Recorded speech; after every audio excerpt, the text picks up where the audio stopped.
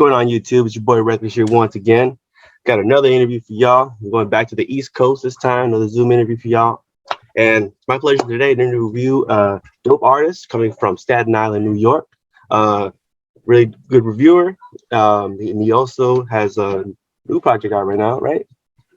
Or not? It's about a year old now. I'm working on a new project. Oh, you're working on a new project. Okay, we'll talk about that in a little bit. We'll talk about that. So my pleasure to introduce Prince Perez. What's going on, dog? What's up, man? Thank you for having me. Of course, man. How you living? Man, one day at a time, man. Same here, dog. All right, let's start from the very beginning, bro, for those who don't know. So how did you get started in music? How'd I get started? Man. All right, so I actually got started in church. Like I was singing, I was in choir and stuff. I was dragged to church every Sunday. And that's how I got kind of started, like with music in general.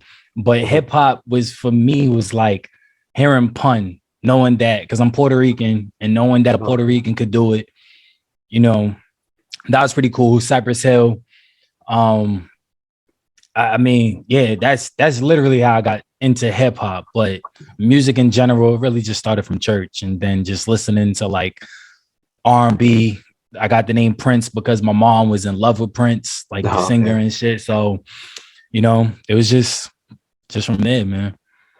Good shit, bro. And when did you decide to pick up the pen and start writing your own music? Want to say when I got to middle school. That was around, with the pun era, Hove, Nas.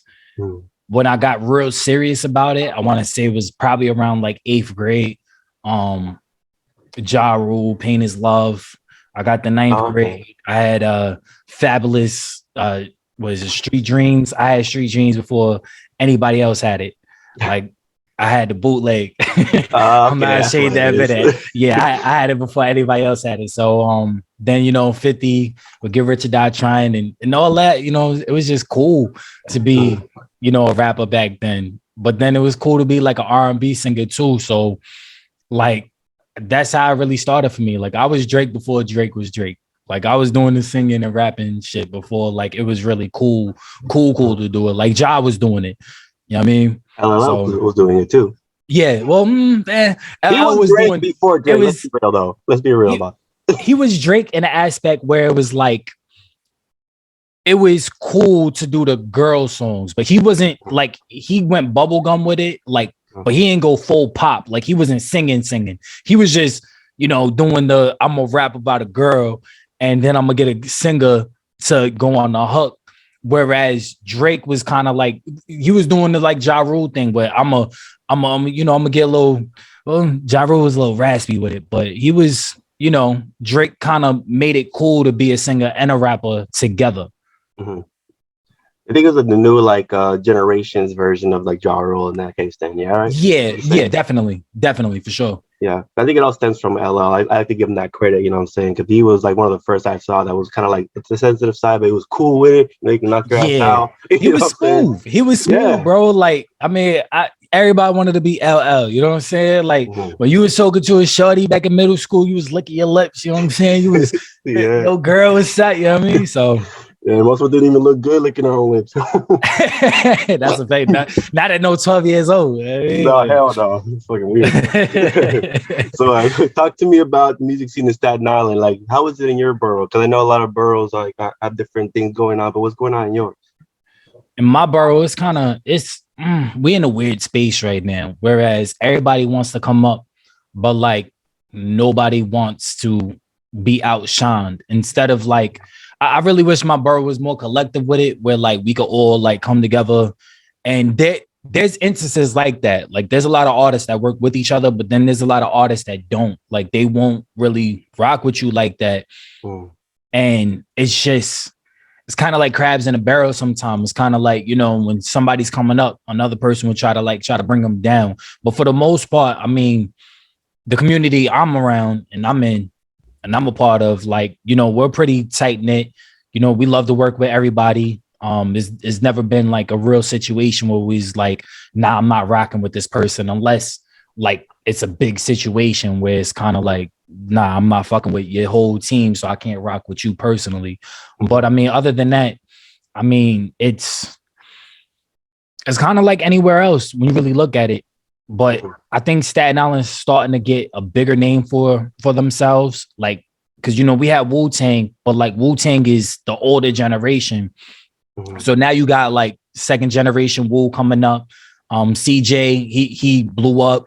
You got C Black, you got, Tyrone Briggs, Eddie I is probably one of my favorite artists out of Staten Island, honestly. Okay. Frank Nitty. I mean, there's a lot of dope artists out there. James Rich, Handsome High.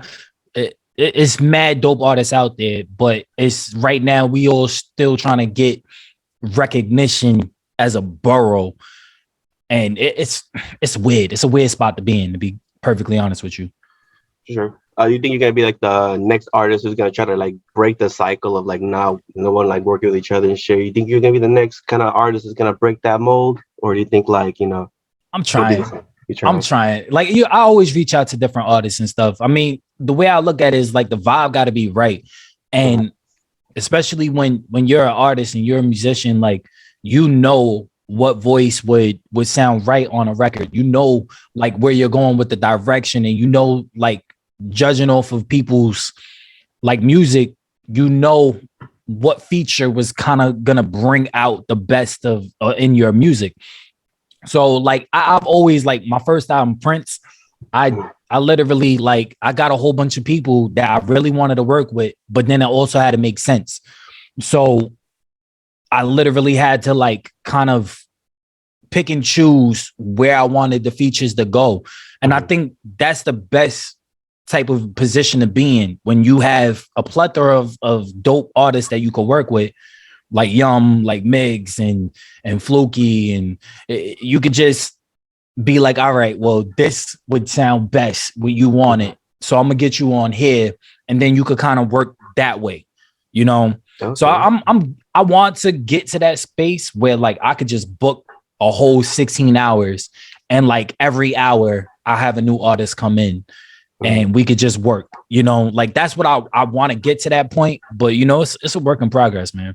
Yeah, it's a steady climb to get there, bro. And what do you think about people who like try to get artists that just have names to be on the album, regardless if it meshes well with your style or whatever? Like, hey, that's a name, it's gonna draw attention to my album. You know what I'm saying? Like, how do you think about those people? And do you ever like fall victim to that kind of deal or not? Me personally, I don't want to get any names if it doesn't make sense. Like it wouldn't make sense to me to get Hove on a track that just for the name. Like if I'm gonna get Hove on a track, it's because Hove is one of my favorite rappers, and it makes sense to do it. Yeah. So I've always had that mind state, and I hope other artists go into it. I know there are artists that'll they'll pay for a feature because they know that name is gonna bring attention to their project or to that song in particular. But I always felt like that's taking the easy way out. People are going to notice you for your talent regardless. So you getting a big name to get on it. Yeah, it may bring you more views. It may bring you more streams. It may even bring you more revenue as far as people buying it because that big name is attached to it. But what are you doing after? What are you doing before? What are you doing during this whole process where you're getting a big name? Like, I'm not going to just go out and grab Drake or J. Cole to be on my next song just because I know it's going to get me streams. Now I got to make sense. Like, I want to make the best music possible. Like, if you're not making the best music possible, for instance, Draco, I think that's his name, Drakeo, or whatever his name is. He had Drake on his lead single on his album. First of all, his album was fucking trash. And I had to review it, right? Yeah. So he had Drake on the lead single. And although my thing is just like, even if you could get a big name to be on it, like I said, it has to make sense. The vibe got to be right. And you could tell like the vibes was just off. Like, why is Drake on here? Like, why are you doing this, Drake? Like, did you need the bag that bad? Or is it like a label move or like stuff like that I think about?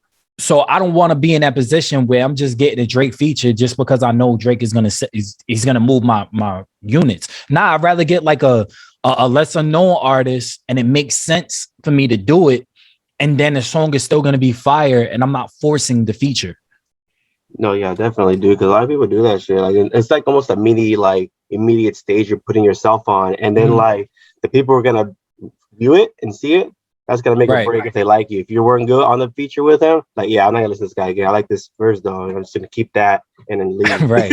You're never Yeah, gonna see anything it else. doesn't make sense. Like it's just like, what's the point? What's the point of me grabbing a big artist and then the song flops? You know what I'm saying? Like whereas I can make the best song possible, grab a lesser known artist that you may not even know about, and then the song is fucking fire. You know, it's just it could go either which way that you want to go with it. But I mean, I much rather have the record make sense rather than just do it because it's a big name on it. Yeah, I respect that. I actually appreciate artists when they do that instead. Although, are you telling me that if like after today, like Jim Jones hits you up like, "Yo, dog, I heard your album, son. I need you on my fucking album. I need you on your track. What's up?" Are you gonna say no? If it makes sense, I'll do it. Like I'm not gonna just jump. Like if he sends me a beat and I'm like, yeah, all right, I can fuck with it. Then yeah, you know what I'm saying. Like I'm all the way on it. But like if he sends me a beat and I'm just like nah, I'm not gonna force it. Like I don't ever want to force my music because you could feel it. Like you could hear it. Like as a musician, as an artist, as even as a consumer, like you could hear it. Like you know when somebody is having fun and they're just out there having a good time and everything just meshes, everything clicks up, and the song is just such a good vibe. Mhm. Whereas, like you on the other side of the spectrum, you could tell, like, nah, this he didn't really want to do this shit. Like Nah, he's not throwing it having a in. good time. Yeah, you know, like nah, I mean, if Jimmy hit me up and he's like, yo, bro, beat is crazy. I need you on it. You do whatever the fuck you want to do. Send it back to me. And I listen to it. I'm like, yo, this shit is fucking crazy. I got you. Like, you know what I'm saying? I'll do it. But like, if it sends me some shit, I'm gonna be straight up honest. Like, I don't care how big you are. I'm gonna be like, yo, Jimmy, like, this ain't it, bro. Like, if you got something else, send it. But I don't know if I could do this, bro. Like, I really don't want to force it. But you got to be honest. You can't just be Yeah. honest with yourself. You know what I'm saying? You can't look yourself in the mirror and be like, yeah, I can't do this, and then still fucking do it. You gotta be honest with the person that you're working with too. You know, so Yeah, that's exactly. how I feel about it. And then you'll get blackballed from any Dipset feature after that. Right. Matter of fact, Dipset got a they battling the locks tonight, so that's mad funny to Mentioned it scream because that out. I'm looking forward to that shit today. I got my money on the locks, but you know what I'm saying? Like, we'll see what happens. Yeah, I mean, I grew up on Dipset. Locks was always like Locks was I fucked with the Locks, but like I only fuck with them because of the lyricism and shit like that. But when it came to hits, when it came to like the girls and shit, it was all Dipset, man. Like Dipset was the Allen Iverson of hip hop. Like they ushered in. It wasn't just music. It was a movement. It was fashion. It was, you know, it was a whole bunch of different things that you could put on top of just the music, you know. Whereas the Locks, it was just gritty. It was New York. Like you knew what you was getting from a Locks album or a Locks feature, you know, whether it was Kiss, Styles, or Chic, you know, you knew what you was getting out of that.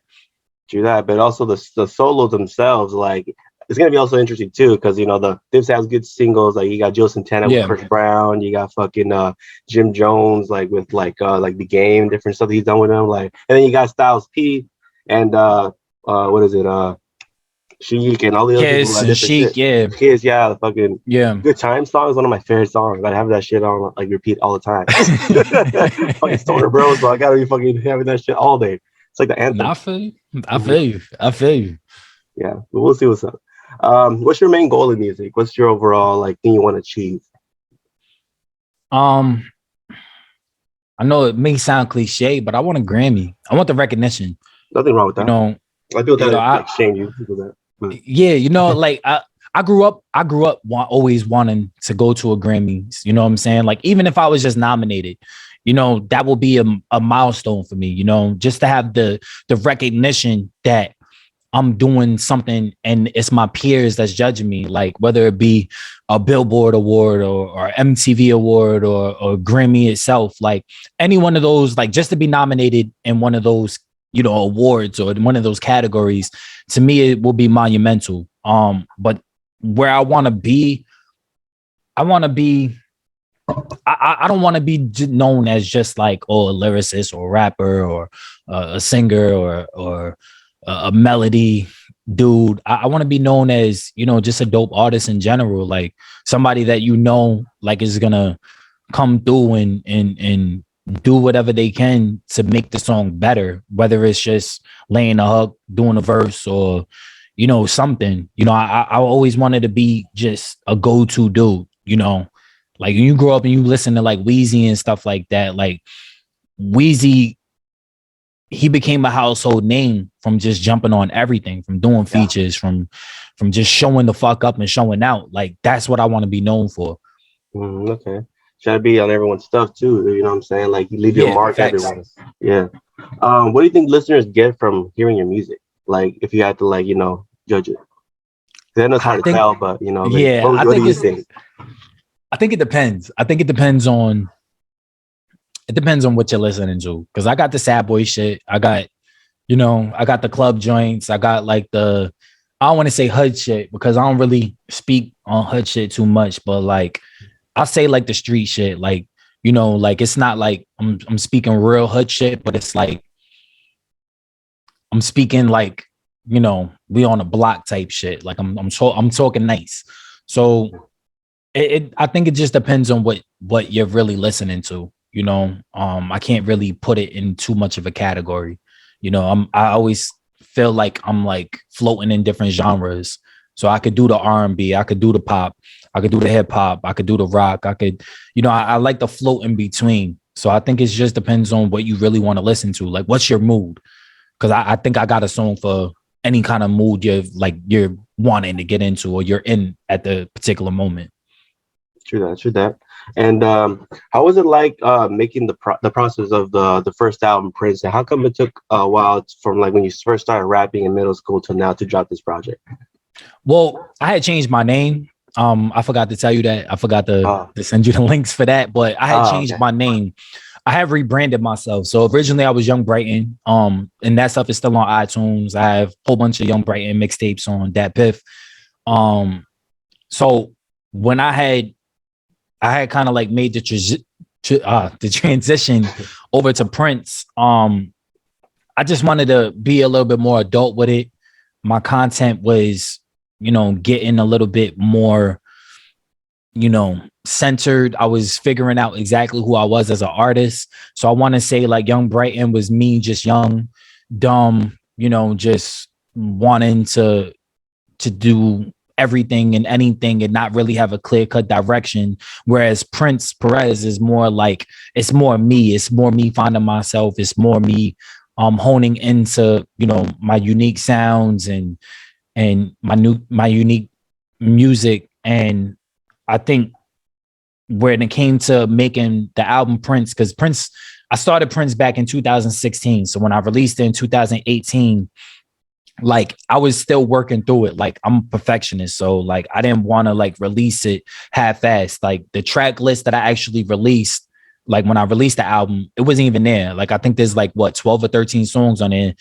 I had probably like did 30 songs and some of them wasn't even finished. I wanted features on them or like, and that's just my process. Like anytime I'm working on an album or a particular project, EP or whatever, I'll have a track list and it'll get changed like 15 times before I'm satisfied with like what I have ready. Even Brighton, when I dropped Brighton, it was just like, I think I had done like 15 records and I was just like floating in between. And then I was like, nah, I'm scrapping songs. And then I started rewriting new songs and stuff. So the process for me it's always ongoing. It's always like up until like I'm really truly ready to release it, I won't release it. And I think it's just the perfectionist in me. So making a transition to Prince Perez, it was me actually knowing who I am as an artist and then knowing what I want to put out. Like I want to put out quality music, but I also want to give you something a little bit more of me, you know? Definitely. And when you make music, are you the kind of artist who like has a specific goal, like, oh, I need to make 10 tracks, I'm just trying to make 10 tracks and work and work on it? Or do you like make like 30 tracks and then pick like the best ones to be on the album?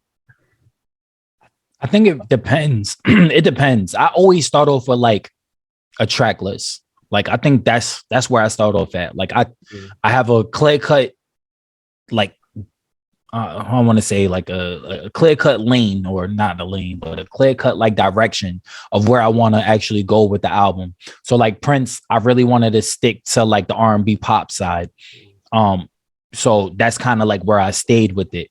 But writing, it was more me. That was a hip hop album. Like I really wanted to rap.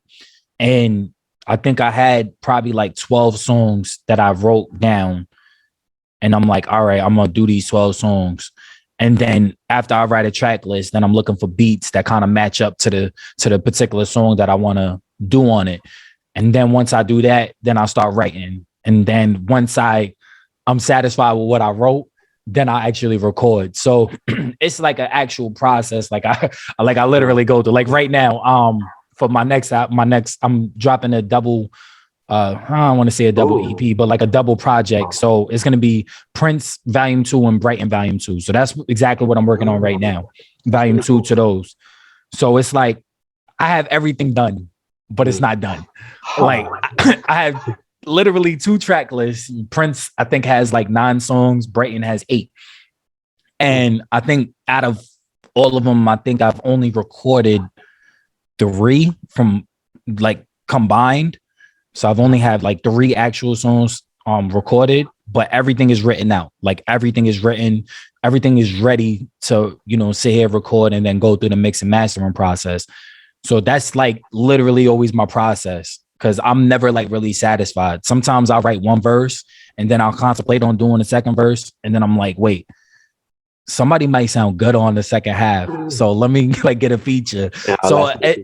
Yeah, it's always an ongoing process for me. So I don't think I'm ever really satisfied. Even with Prince, I'm not really satisfied with it. I felt like I could have done more. I could have took away more. I could have, like, there was so much songs on a cutting board for Prince that I'm like, I could have really, like, it could have been a really better album than what it was.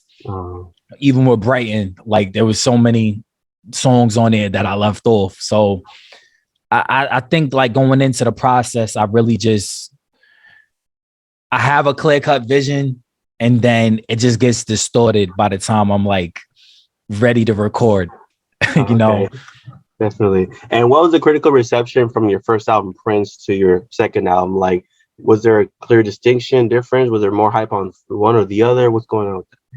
I think there was more hype on the second one, especially for the fact that, a lot of, the fans that like really, stick by me, and shout out to them. I appreciate y'all. And then a lot of my friends in my close circle, they knew where I was going with Brighton. So they knew it wasn't going to be no like singing shit. It wasn't going to be no R&B on it. It was going to be straight hip hop. Like they knew where I was going with it. And I think people were a little bit more excited to see me step into like that box, because they know like what I could bring to it. And, I think for the second album, it was a little bit more excitement. But for the first album, like it was literally, I made that for like the girls and the girls and the dudes that like girls, you know what I'm saying? So it was more like, the girls was hype, like shorties just hit me up like, oh shit, like niggas just hit me up like, yo, let me get on a remix, shit like that. Like it was cool. Like the reception for the first one was pretty cool. There was a lot of the critics were saying the same thing. Like, I didn't really have a clear cut like identity, a clear cut vision for it, which is fine. Like I see where like everybody was saying that, because I was kind of like the pacing on it was a little bit all over the place, but it was just the fact that there was so many songs that I wanted on it, and then so many songs like I actually took off, that I think that was what messed up the pacing. And if I could go back and change anything, because I don't like dropping albums with so many, like 15 to 20 something songs on there. I want to stay in that kind of like 8 to 13 track mode. So I think if I would have went and like dropped the 10 that I really wanted, and then drop like a I don't want to say like an EP or something like that, or like just a mixtape that I could just release on iTunes or something like that, and I would have just released all the B-sides, like I think that would have been better than what I did with the Prince. So I kind of learned from my mistakes with that, and then went into Brighton with that mentality like, nah, we're gonna kill shit. Like we're gonna I'm gonna have a solid project all the way through, and we're just gonna kill shit. And then whatever's left on the drawing board, I'll come back to it when I'm ready to do volume 2. Definitely. Do you ever do like any like throwaway albums? Like I know out here, like even I'm gonna start doing this. Like songs that never made it, that are like hella old. You're just gonna put them all in one little, excuse me, one little like EP or whatever. Just drop it like, yo, these songs that never made it. You know what I'm saying? Check out my progression from then and now. Blah blah. Blah, you know what I'm saying? That way I don't think so. I don't think so. I wanna.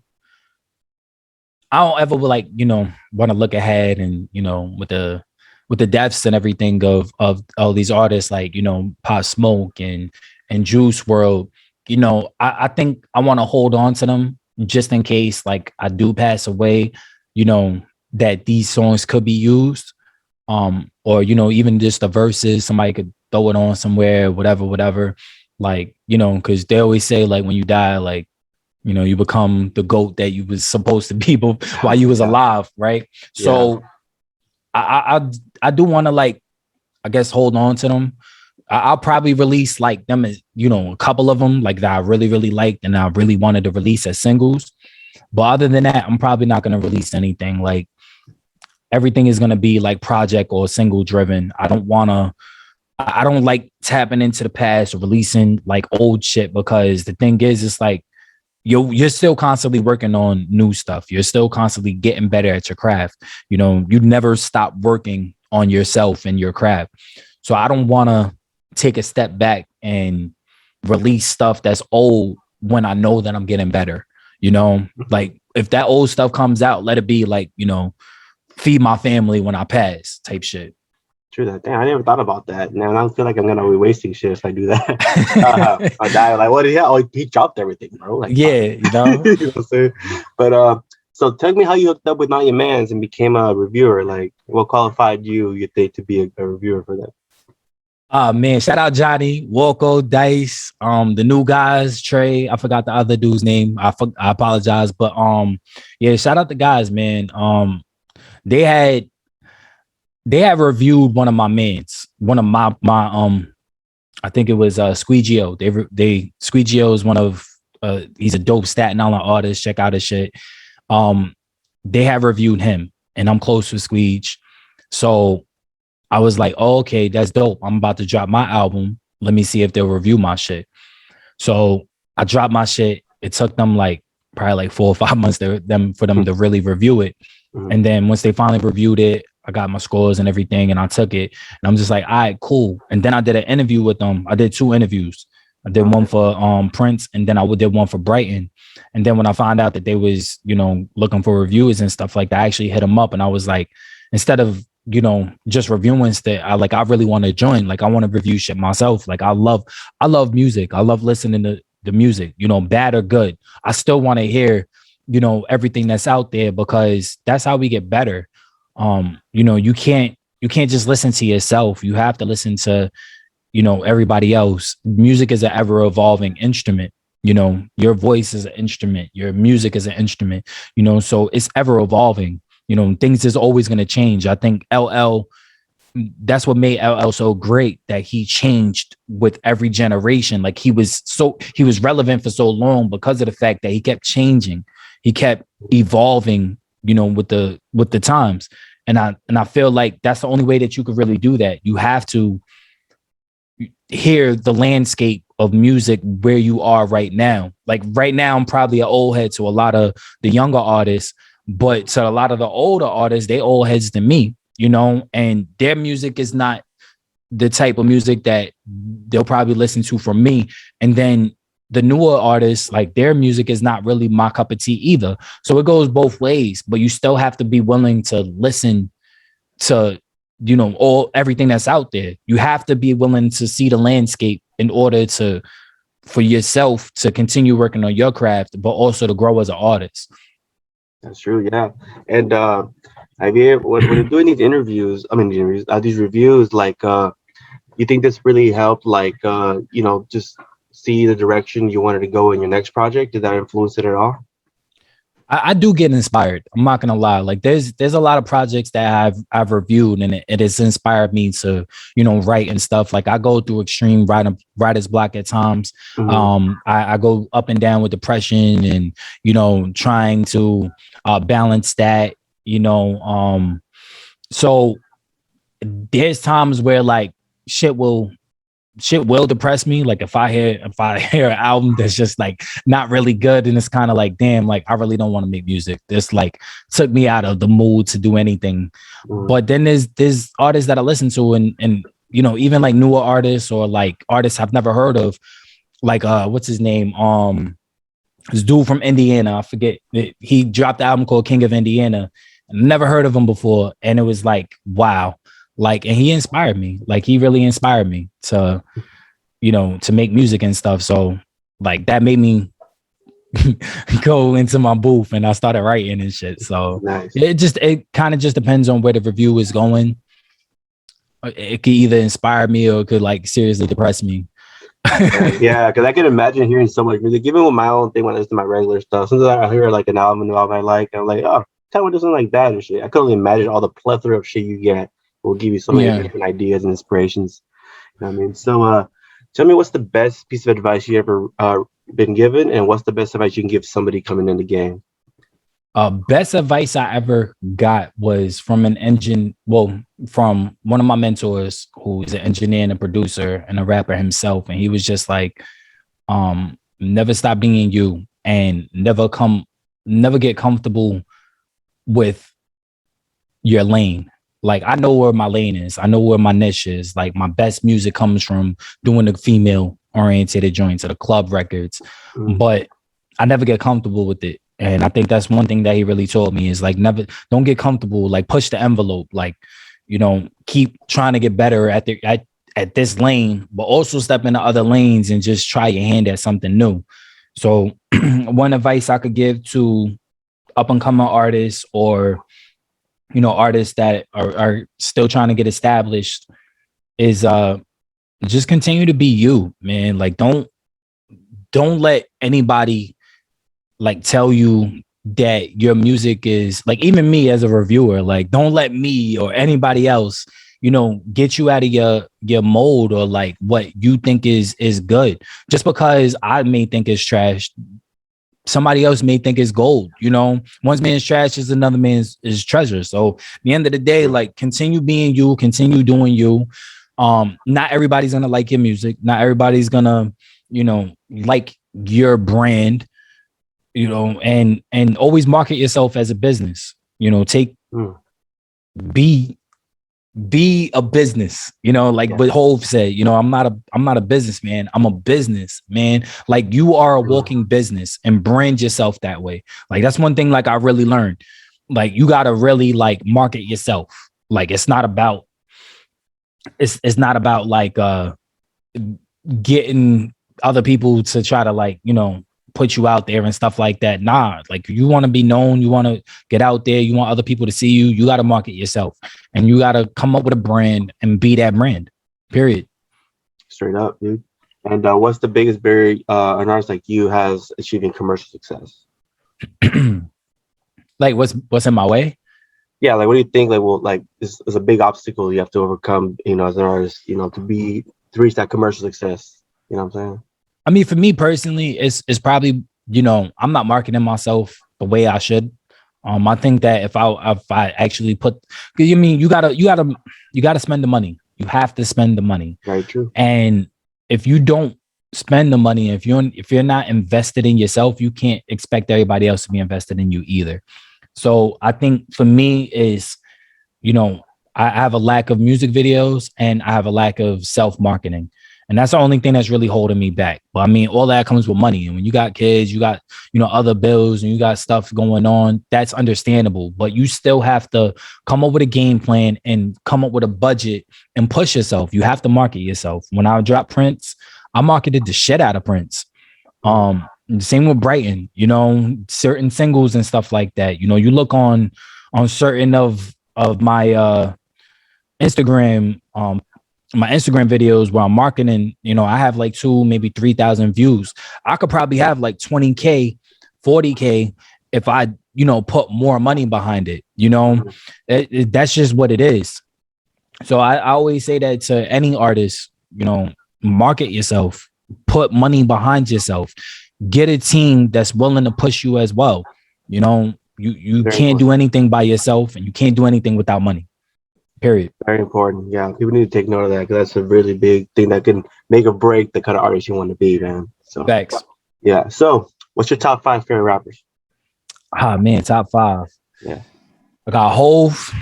Okay. Now this is just rappers. This is just rappers because I got a whole nother list for artists and shit. Okay. All right, so Hove, M, Kiss, LL, and Cole. Oh, okay. You got Cole on there. That's the youngest cat on there. Yeah. I think Cole is just his wordplay is probably like unmatched right now. Like nobody in the game right now can do what he does lyrically. Like like the newer generation, his generation.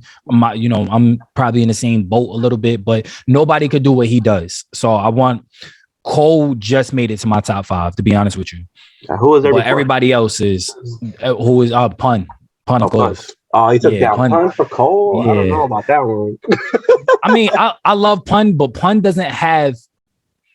is like in the same box with Big L and Biggie. Yeah, they died too soon. They don't have the work. You know what I'm saying? Like all these artists that are out right now, they're allowed to continue to add to their work because they're still alive. Whereas when Pun passed away, all you have is like videos of his freestyles. You have the 2 albums that he dropped, and then the postpartum album and stuff like that. Like you don't have a significant body of work. And once they surpass you in work and their work is top notch, like it just takes away from your own legacy. Like he's never going to be discredited for being a dope lyricist, but he's going to be discredited because of his work. There's not enough body of work to actually continue to hold him here, That's interesting. Yeah, it is true because, there's only so much you can go off, and then the times change so much. I don't know if that's kind of music going to still be like seen as dope in the future. You never know, too. So right, something to keep in mind. What's your favorite person to ever work with? Oh man, my favorite person to ever work with. Aside from my engineer, Jawabi, call me, stop playing with me. I love you, Wabi. I want to say it would have to be Fluky. Fluky is like, he's, in my opinion, him and Eddie and probably Ty and Frank.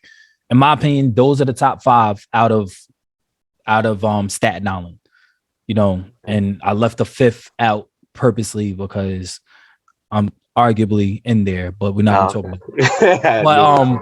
But what's interesting about working with Fluky is that Fluky can he's like a master wordsmith. Like he reminds me so much of Hove. Like and I've never even been in the same room with Hove, and it's just crazy. Like to work with somebody that can do that right on the spot. Like I'll send him a song, and he'll be like, "Yeah, I'm about to go crazy on this," and he won't even write. Like he'll just start rapping. And the shit that he be saying and coming up with, I'm just like, yo, how the fuck can he do that? Because I can't. Like, I literally got to sit, marinate with the beat. I got to write. Like, I could freestyle it, but like, I like to like come up with clever metaphors and clever entendres. Like, he could just do it off the cuff. Like, and it's just amazing to me. So I think Fluky is probably one of my favorite. Yeah, by far one of my favorite artists to ever work with. Love working with Fluke. That's dope, bro. And who's been your biggest supporter throughout your whole musical career? I want to say, aside from my family, like the people that's around me, I want to say like my brothers, like, JR, Troy, my team, Street Pavers, like, I have a ton of support. I could go down a whole list, honestly. Everybody's pretty close. Everybody, like, if I drop something, they'll repost it and shit. Or, if I send it to them, they'll be like, nah, this shit is fire, or nah, this shit is whack. My cousin Aunt, like, it just depends. It depends, honestly. But I just have a really good team. Like I have a really good group of guys and females around me that, you know, that really just, you know, they'll let me know if it's whack or if it's hot, you know. And if it's whack, I'll go back to the drawing board. If it's hot, you know, I'll do everything I can to get it released. But you know, so it's just dope. I have a dope team. Good shit. And what project do you got in the works? Talk to me about your new project, your double EP. Like, what can we expect from that? Who's featured on that? I don't. Oh man, Wait, want to features. give away features or? I mean, I mean, it's definitely gonna be Fluky. I got Fluky on there. I got Frank coming back. I mean, there's a lot of artists that I will always continue to work with, like especially from my team, like the Street Pavers. Like we're always gonna work together. We're always gonna try to get each other on songs and stuff like that. So, but as far as like, I don't have a clear cut direction with my features. So like there's artists that I really want to work with, that I really want to get on these projects that I wasn't able to get on, like Prince or Brighton, that I want to get on for Volume 2, like Eddie I. Holy Mo is fucking dope. Probably get Squeege on there. Mike T. It just depends. Like again, it got to make sense, and the songs got to make sense. And I love working with different artists, especially like Yum, for instance. Like I like getting people to step out of their comfort zone and do something new, or like try something new. So it got to make sense. Like the vibe got to be crazy. Like if I send somebody something and they're just like, yo, bro, I just wrote like a 16. 5 minutes after I sent it to you, I know what type of time we on. So that's kind of like how I like to work. You know, if I send you something, I'm envisioning you on it before you envision yourself on it. So like if I send it to you and you're like, nah, like I gotta write to this, like I gotta get on it. Like that's the type of energy that I love. Now, if I send something to you and you're like, I'm not really feeling it. All right, cool. Then, you know, then now I know how to move with that particular song, you know? Mm-hmm. So it's Volume 2 for each is going to be dope. Like it's going to be, Prince is going to be more centered on R&B. I'm not going to like, you know, go outside of the box. I am going to end it with Prince of Hearts Part 2. So there's going to be a Part 2 to Prince of Hearts, POH at the end of the first one. So the story does continue. I got a little, okay. It's going to be dope, like where I go with that. And then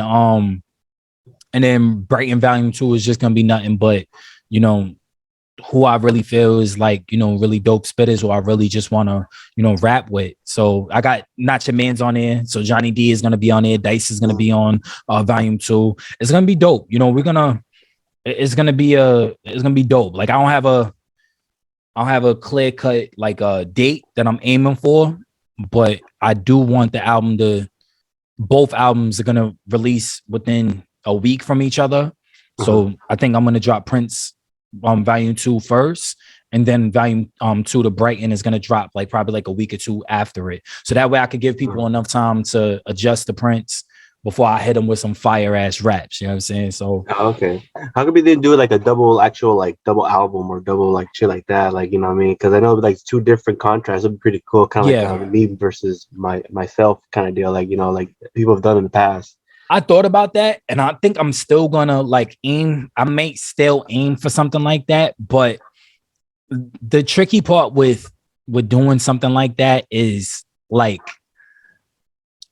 a song placement and like knowing how are you gonna do it, like how. And then on top of that, like I want it to make sense. I don't want to piggyback on like, you know, what Drake did with Scorpion, like a side A, side B shit. Like I kind of want it. If I'm gonna do it that way, it got to be like a story. It got to be something like what I did with Brighton, where like the voicemails and shit like that.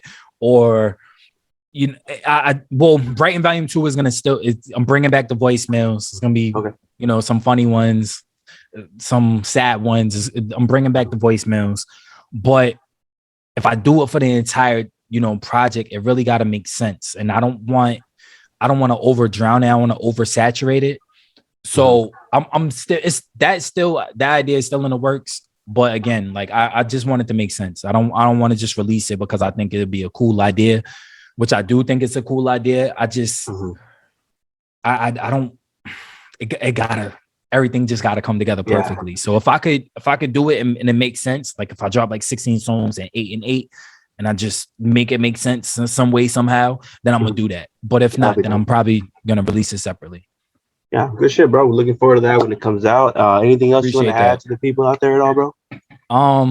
Shoot, man, y'all can follow me on at Instagram at the Prince Perez, THE Prince Perez. I'm on Twitter sometimes. I'm more likely on my gaming Twitter than I am on my music Twitter. So on Twitter, I'm at Louis Skywalker. That's Louis Luiee. I stream. I do the video game shit. I got my own podcast. Follow Not Your Mans.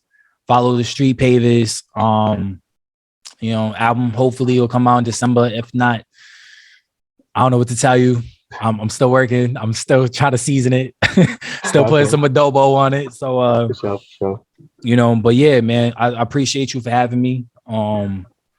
Shout out to everybody that supported me along the way. And yeah, man, go bump, bring my streams up, man. Go bump the music, man. Hell yeah, bro. You know what I'm saying? We'll be bumping that shit for real. I'll even do like the yummy thing. But if he was trying to do with his shit, we'll do that shit for you. I appreciate that.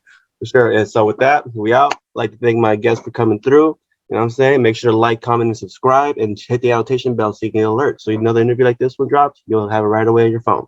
And make sure to link down in the description. Check out all the places where you can hear his music, his podcast, his Twitch, everything. You know what I'm saying? It'll be down there for you. And with that, we out to the next one.